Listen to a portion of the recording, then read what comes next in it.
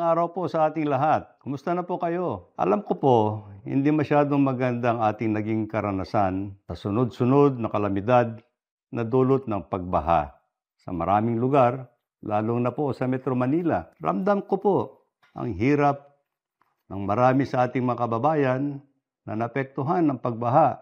Tapos biglang nagkaroon pa itong issue ng mga substandard flood control projects. Hindi na po katanggap-tanggap ang substandard na paggawa, dinagdagan po ng mga nababalitaang guni-guni o ghost projects. Ang ating Presidente, Ferdinand R. Marcos Jr. ang nakakita sa mga ganitong ghost projects sa kanyang personal na pagbisita sa mga kinalalagyan ng mga proyektong ito. Nakakasikip po ito ng dibdib at napakasakit pong tanggapin ang mga nangyayaring ito sa ilalim ng aking panunungkulan kahit ano po ang higpit at istrikto ng ating mga pulisya laban sa katiwalian. Meron ngang nananawagan sa akin na ako po raw ay mag-leave o kaya po ay mag-resign dahil po sa isyong ito. Yan po sana ang madaling gawin, mag-resign o talikuran ko ang problema, pero hindi po ang pag-alis o pag-iwas ng responsibilidad ang tamang paraan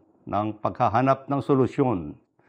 Sa akin po, tatanggapin ko ang accountability, pero tandaan po ninyo, hindi ko po kukonsintihin at papayagan ang anumang uri ng korupsyon na nangyayari. Kaya nga po, nananawagan tayo sa ating mga kababayan na tulungan ninyo po ang ating Pangulong Bongbong Marcos na puksahin ang maling sistema na ito na sumisira sa magagandang layunin at paglilingkod ng administrasyon. Hindi tayo papayag na lapastanganin ang sinumang tiwali sa DPWH, kontraktor o kahit sino pa ang maglustay ng pundo na nagmula sa dugo at pawis ng ating mga kababayan.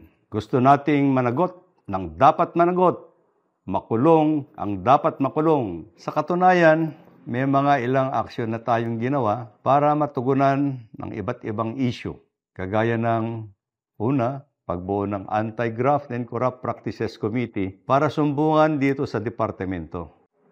Pangalawa, pagpataw ng preventive suspension sa mga empleyado ng Bulacan 1st District Engineering Office mula sa District Engineer, Assistant District Engineer, at lahat ng section chiefs. Pangatlo, pag-reassign po sa regional director ng Region 4B. Pang-apat po, pagpataw ng preventive suspension sa District Engineer ng Batangas 1st District Engineering Office na nagtangkang manuhol sa isang kongresista. Panglima, pag-reassign sa regional office ng mga assistant district engineer at lahat ng mga section chiefs ng Batangas 1st District Engineering Office.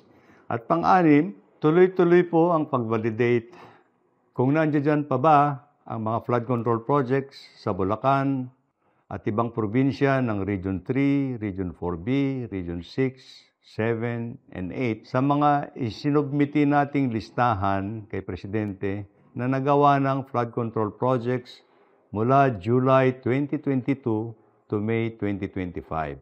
Samantala, meron nang sinasagawang fraud audit ng Commission on Audit sa mga kaduda-dudang proyekto sa Bulacan 1st District Engineering Office at hayaan na po natin na silang mag-imbestiga ayon sa kanilang mandato. Hangad po nating lahat ang kalutasan ng problemang ito na kagagawan lang ng ilang sangkot at mga iskalawag. Kaya po kami nananawagan na magtulong-tulong tayo. Taas noo ko pong sinasabi sa inyong lahat. Mas marami po ang matitino at mahuhusay na mga tao sa DPWH.